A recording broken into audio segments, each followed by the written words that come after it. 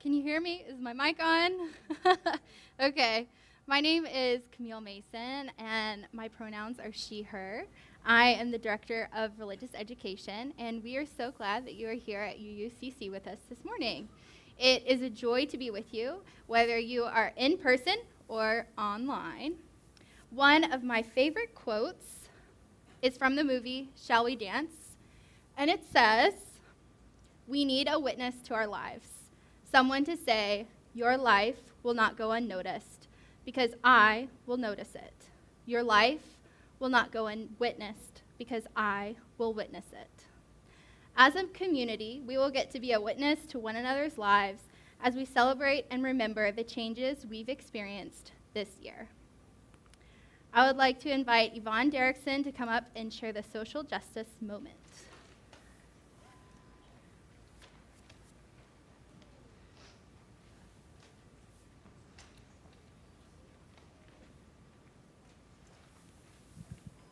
This month, social justice is recognizing refugees all over the world.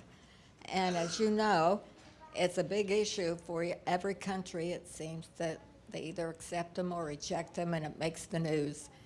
But according to the UN Agency for Refugees, over 103 million people worldwide became refugees. So we have a lot of people there that need to be recognized and helped. They were fleeing their country. The definition of a refugee, according to the UN agency, is they were fleeing the countries of origin because of persecution, conflict, violence, human rights violations, or events seriously disturbing public order. And the first reference that we had of refugees was the refugees from the Protestants fleeing France in 1685. And those people became known as Huguenots. That's, I guess, a religious term. But so that is, we don't know where all of these people end up. Lots of times we know from the news, but the United States is not at the top of the list. They reject refugees, as we know. A lot of them are rejected because of different things that either may make up or, I better not get into but political argument for that. But that's it. So social justice and recognizing refugees. Yeah, thank you.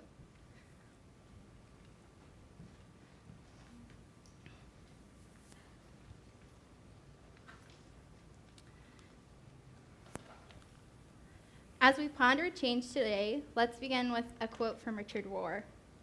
"It is when you have left the tried and true, but have not yet been able to replace it with anything else. It is when you are finally out of the way. It is when you are between your old comfort zone and any new possible answer." Life is full of change. We grow, meet new people, see new places, say goodbye. With all these experiences in our hearts, we light the chalice to honor where we have been, who we are, and who we will be. David Littlefield, will you please come up and light our chalice? You will find the words on the screen.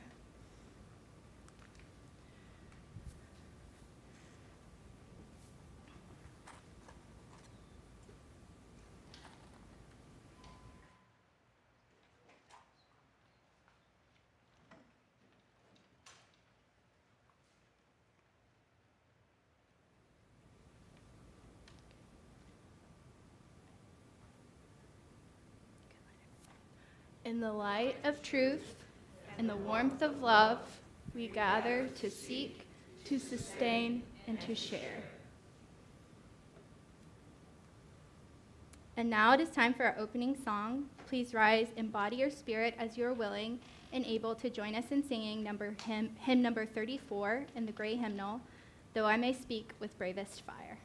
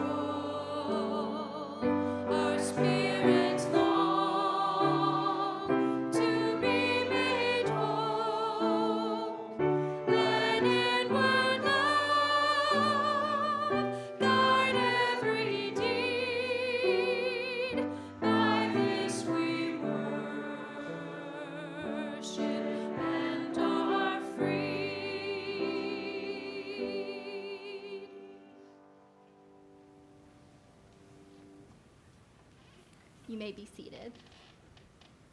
If you look in your bulletin, it's time for the story for all ages. I always try to move this around somehow. So today we're going to be reading a story called The Empty Pot. And this story is about a little boy who does not experience the change he desires. The little boy, King, faces this challenge with bravery and honesty. He shows up exactly as he is. I hope you take great courage from the vulnerability Ping shows in doing hard things. So if you are a child of any age, you are welcome to come up and read with me.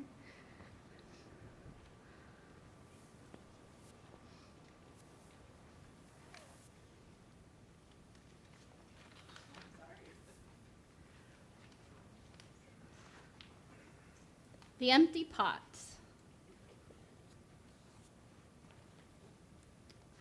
A long time ago in China, there was a boy named Ping who loved flowers. Anything he planted burst into bloom.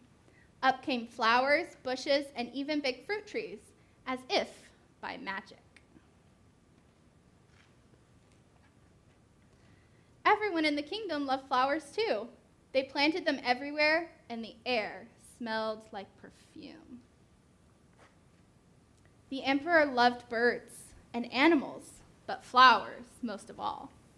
And he tended his own garden every day. But the emperor was very old. He needed to choose a successor to the throne. Who would his successor be? And how would the emperor choose? Because the emperor loved flowers so much, he decided to let the flowers choose. The next day, a proclamation was issued. All the children in the land were to come to the palace. There they would be given special flower seeds by the emperor. Whoever can show me their best in a year's time, he said, will succeed me to the throne. This news created great excitement throughout the land. Children from all over the country swarmed to the palace to get their flower seeds. All the parents wanted their children to be chosen emperor, and all the children hoped they would be chosen too. When Ping received his seed from the emperor, he was the happiest child of all. He was sure he could grow the most beautiful flower. Ping filled a flower pot with rich soil. He planted the seed in it very carefully. He watered it every day. He couldn't wait to see it sprout, grow, and blossom into a beautiful flower. Day after day passed, but nothing grew in his pot. Ping was very worried. He put new soil into a bigger pot. Then he transferred the seed into the rich, black soil. Another 2 months he waited. Still, nothing happened. By and by, the whole year passed. Spring came, and all the children put on their best clothes to greet the emperor. They rushed to the palace with their beautiful flowers, eagerly hoping to be chosen.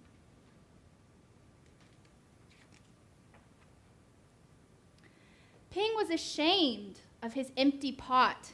He thought the other children would laugh at him because for once, he couldn't get a flower to grow. His clever friend ran by holding a great big plant. "Ping," he said, "you're not really going to the emperor with an empty pot, are you? Couldn't you grow a great big flower like mine?" "I've grown lots of flowers, lots better than yours," Ping said. "It's just that this seed won't grow." Ping's father overheard this and said, "You did your best, and your best is good enough to present to the emperor." Holding the empty pot in his hands, Ping went straight away to the palace. The emperor was looking at the flowers slowly, one by one. How beautiful all the flowers were! But the emperor was frowning and did not say a word. Finally, he came to Ping. Ping hung his head in shame, expecting to be punished. The emperor asked him, "Why did you bring an empty pot?" Ping started to cry and replied, "I planted the seed you gave me, and I watered it every day, but it didn't sprout. I put it in a better pot with better soil, but still it didn't sprout. I tended it all year long, but nothing grew. So today I had to bring an empty pot without a flower. It was the best I could do." When the emperor heard these words, a smile slowly spread over his face, and he put his arm around Ping. Then he exclaimed to one and all, "I have found him! I have found the one person worthy of being emperor. Where you got your seeds from, I do not know, for the seeds I gave you had all been cooked, so it was impossible for any of them to grow." I admire Ping's great courage to appear before me with the empty truth, and now I reward him with my entire kingdom and make him emperor of all the land. The end. Children are going to stay upstairs in the service because it's a multi-generational service today. So if we can sing the children out.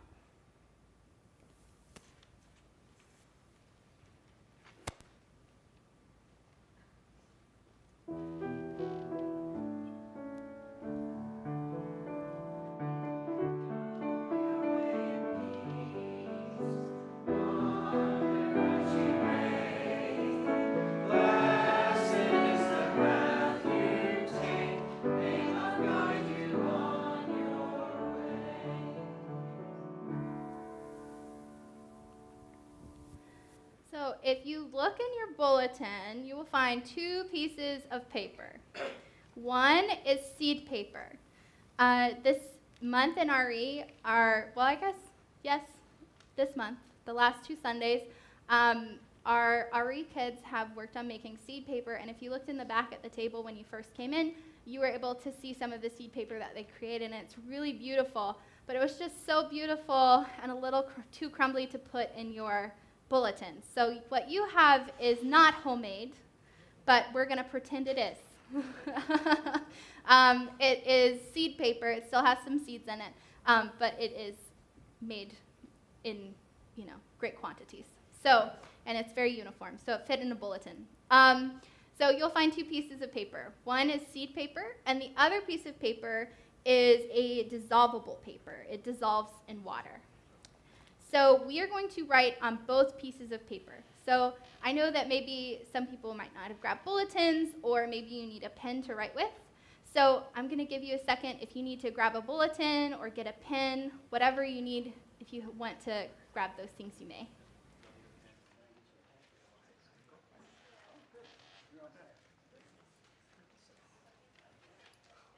And there are pens and pencils up by Dave Ben.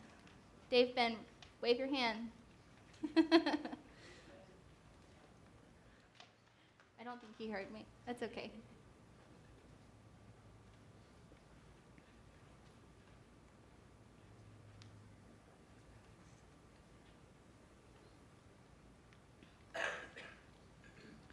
So we're going to write on the seed paper and on the dissolvable paper. So on the seed paper, we are going to write something that has changed in our lives. Maybe it was a job change, a new baby, losing a loved one, a personal growth, any type of change that you experienced this year, no matter how big or small. So take a moment to ponder how your life has changed and honor that change by writing it on your seed paper. I'll give you a moment.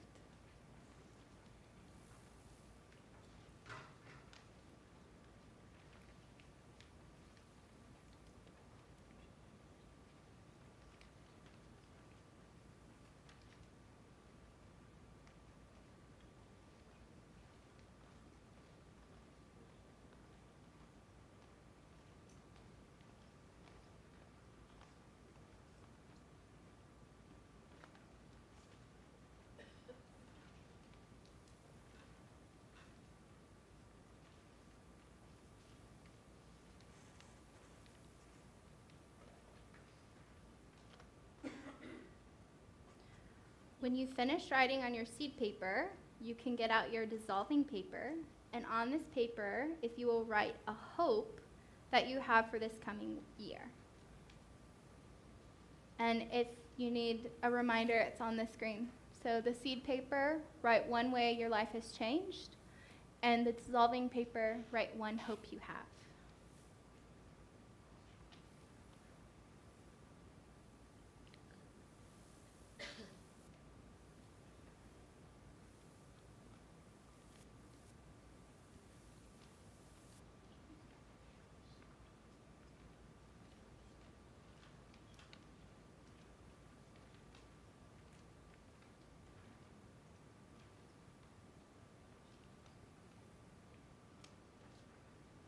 So I'm going to talk through what we're going to do next, and then we'll get started. So I'm going to ask you all to come up and place your seed paper in this pot and your dissolving paper in the pitcher.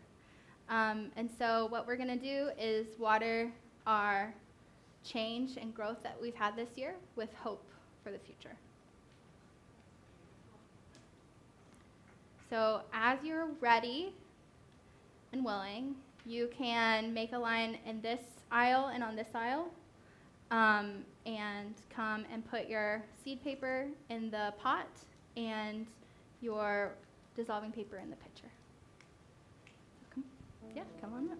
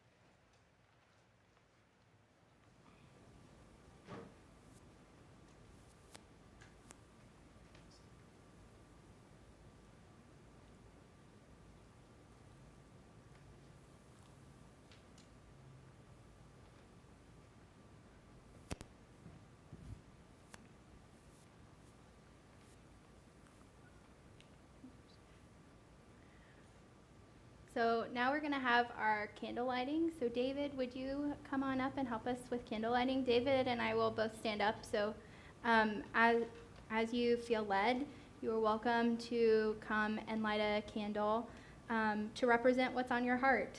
Whatever you feel moved to do, we hold you in our beloved community.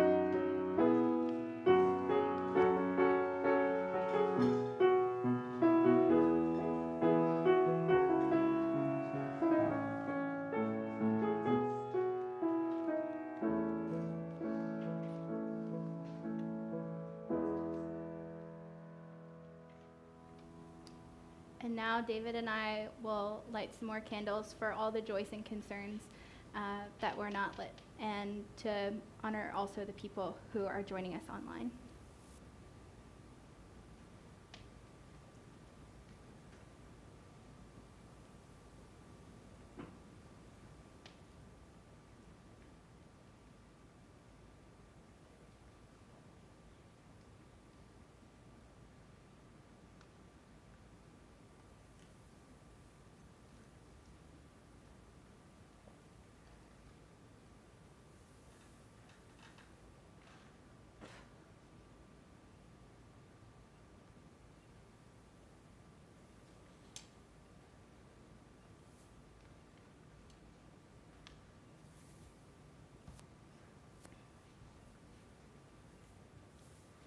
May these candles represent the hope of change in our hearts.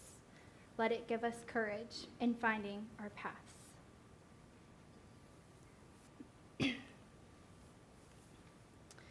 UUCC is a place where we can celebrate and remember the changes in our lives. We are a witness for one another. Your offering helps support our church in building community and supporting each other through the good times and the bad times. If this is your first Sunday here, please let the plate go by. If you have been here many Sundays and experienced the supportive community here at UUCC, please consider donating.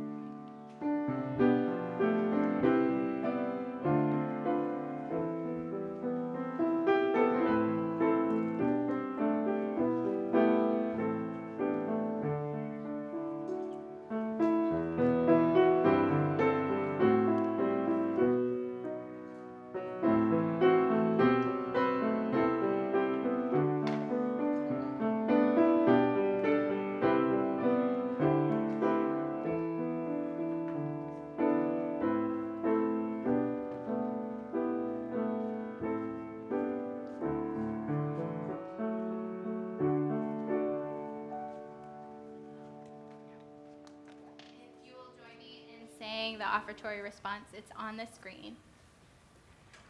We give gifts freely, committed to our mission to care, create beloved community, awaken hearts and minds, resist injustice and act with compassion, embrace life and care for the earth. To this work, we dedicate our offerings. And now it's time for another song. Please rise in body or spirit as you are willing and able to join us in singing hymn number 100 in the gray hymnal, I've Got Peace Like a River.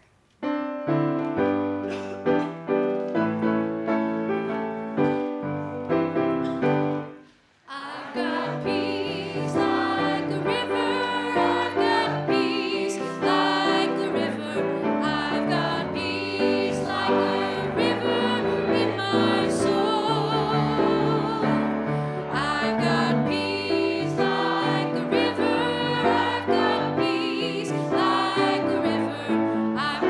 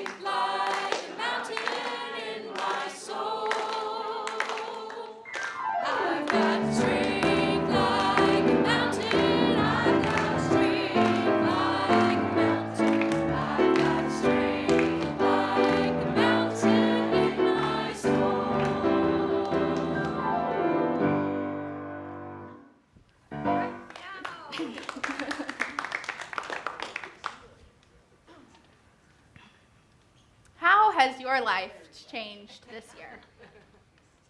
Maybe you've experienced changes in relationships, moved houses, lost a loved one, or welcomed a new family member.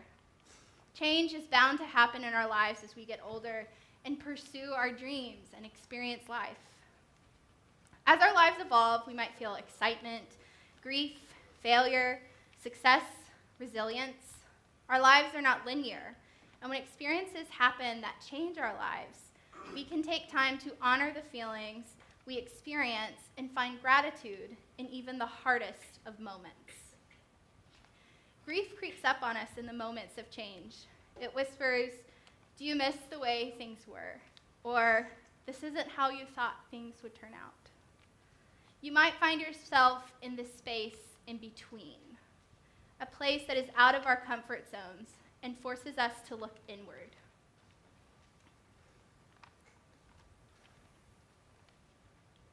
To examine our feelings and how they will shape our future. We grieve what was and no longer is. You might feel afraid of what's next. You can no longer see where you were and cannot find the shore on the other side, yet. I was 23, right out of college, with my first job as a teacher, my first relationship, and my first apartment. I am a planner and had spent the time without electronics during TCAP testing to make a 5-year plan in my head while I was walking between desks administering the test. It included getting married, buying a house, a perfect job with amazing coworkers. I figured if I could plan it, I could make it happen. And as you know, it's not exactly how it works. I experienced the greatest amount of change in my life in the span of 6 months. My relationship ended, my job had a toxic culture, COVID hit, I resigned from my job, and I moved to Chattanooga to be with my family. I felt I had failed in all of my first attempts at adulting. Everything I had imagined in my 5-year plan seemed to get crossed off the list. I was so incredibly humbled because I had no idea when I made all my great plans how much could change or be out of my control. The change I experienced caused me to feel grief.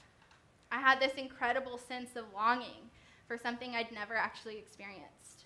I grieved the person I thought I would be and the community I thought I would have. This grief changed me and changed my perspective. When I experienced all this change, I grieved, but I also felt shame and a sense of failure. And failure is an emotion I was incredibly uncomfortable with and still struggle with today. In my opinion, at the time, failure was a bad thing, and trying was only worth it if I was successful. But, of course, with reflection, I realized that that wasn't really the case. Yes, maybe things didn't turn out the way I'd wanted, but I put everything I had into my goals for the future. Failure has come to stand for a mark of courage for me. I tried with my whole heart. This is a quote from Teddy Roosevelt, and it's come to embody my changed view of failure. It says, "It is not the critic who counts, not the man who points out how the strong man stumbles, or where the doer of deeds could have done them better.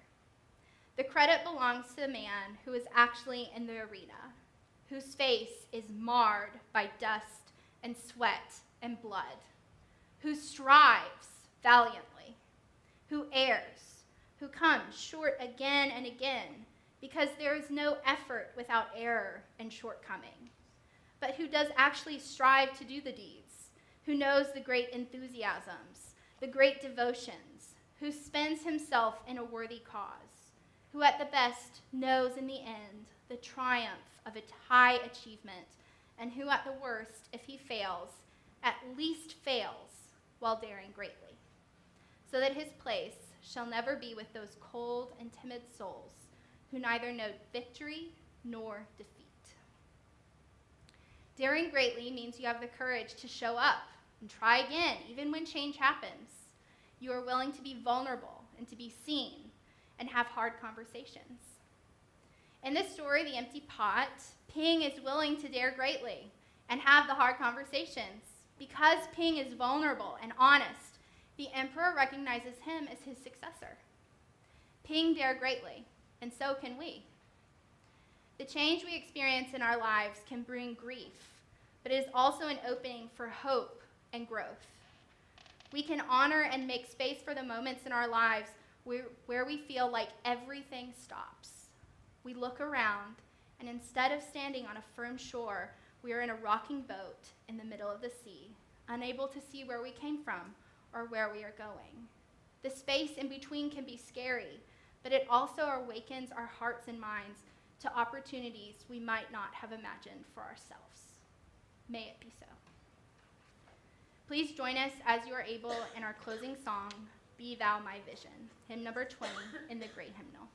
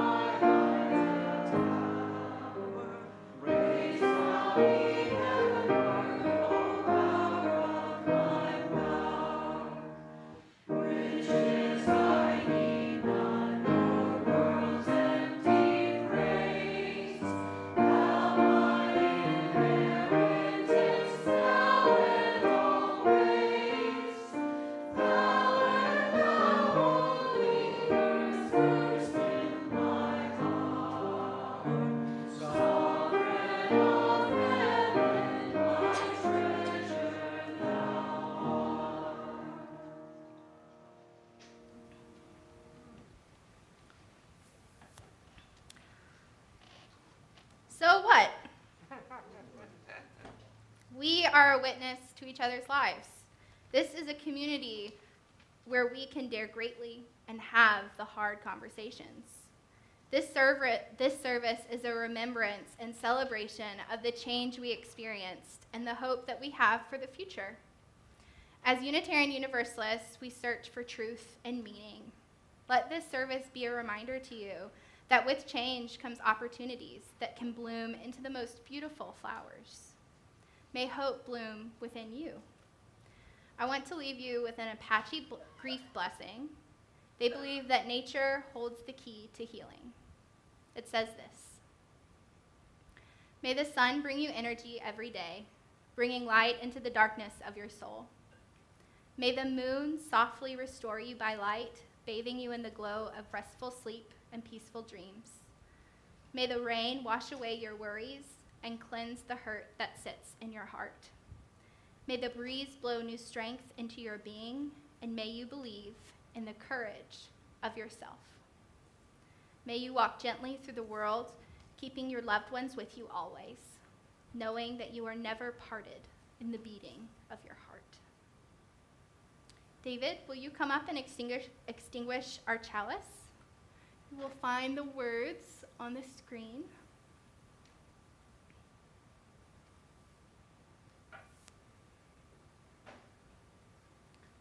We extinguish this flame, but keep the light of truth, the warmth of this unity, the fire of commitment. These we carry in our hearts and share with all the world. Blow it, or clap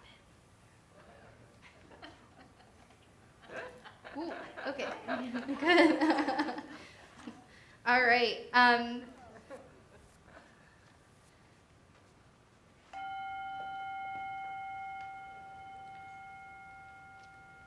And now it's time for our favorite part, announcements!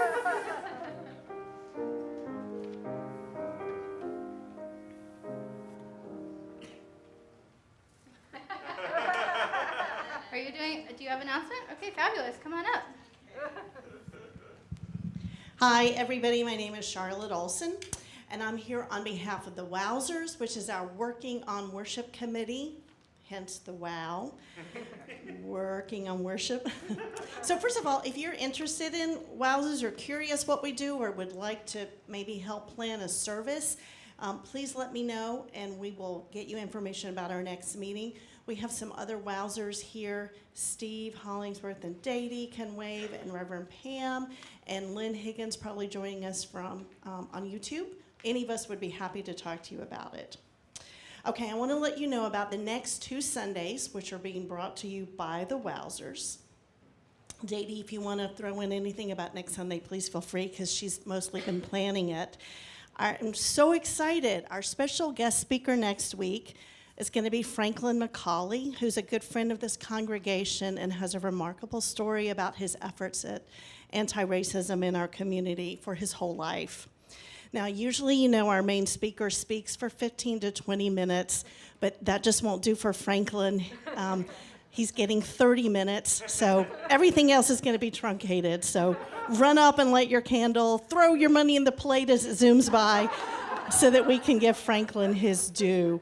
And it really will be wonderful, so please come and bring friends. Okay, then in 2 Sundays, June 25th, we will be live streaming the Sunday service from the GA in Pittsburgh, where Reverend Mandy will be, and Reverend Pam, you will be there. You'll be in transit, and then we also have some virtual attendees for GA, which is wonderful.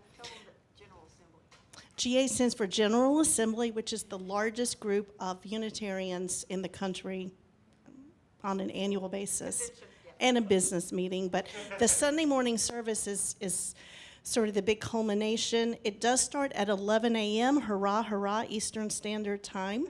So, and it has a really spectacular lineup of speakers and music. We will live stream it on our screen here starting right at 11. And this is not your typical just YouTube service. Get that, image out of your brain. It is just dynamic, professionally produced, and I've never been, but I've heard it's really amazing and moving, even virtually. We would like to offer a potluck breakfast/brunch during this live stream. So there is a sign-up sheet in the back. If you are game to bring in some Krispy Kremes or breakfast casserole or fruit or OJ, we would appreciate it. And the idea is that you could get here a little bit early, maybe 10:30, 10:45, and we'll have it all set up. You'll go ahead and get a plate and bring it in here to eat. We will have tables arranged.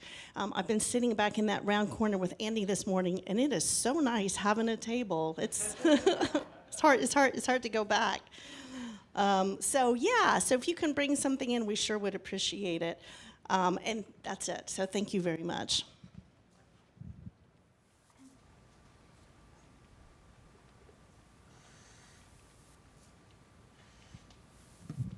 Hi, I'm Judith Pedersen-Ben, and I just have an announcement to make about an education program that's going to be available. It's free to anyone. On this coming Tuesday, it will be at Welcome Home. You can attend on the internet via Zoom or in person at 3131 Quiet Creek Trail. It's about green burials, and in particular, someone from the Nashville area will be talking about green burials here in Tennessee. So if you're interested in doing an environmentally sustainable green burial, you might want to tune in.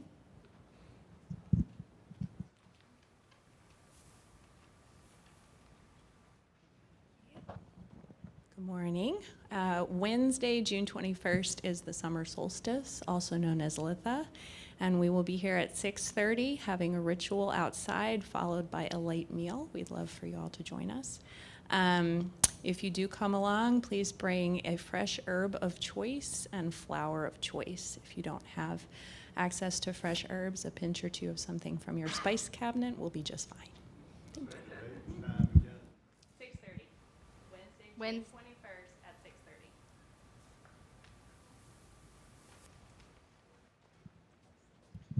Okay, as Camille kind of reminded us what we all should do in the next year, and as you kind of filled this up with your hopes and your dreams, I have 3 proposals for you this coming week, and I want to challenge you to do one of those 3.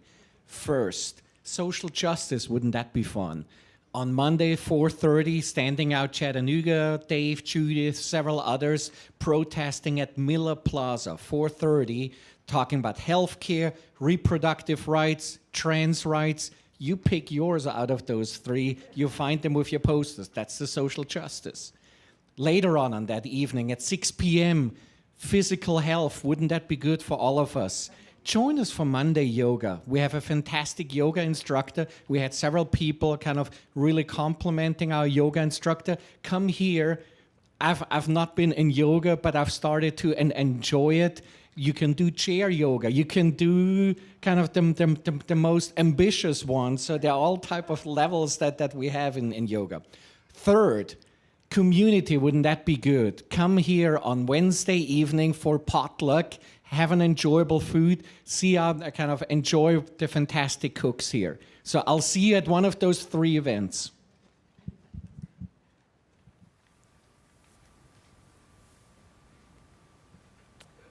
Okay, I have a shameless plug for RE. If you are interested or are a volunteer, we have 2 spots open this coming Sunday if you are available to help teach RE. Otherwise, we will not do RE, and that's okay because it's Father's Day. So that's all I've got. Thank you.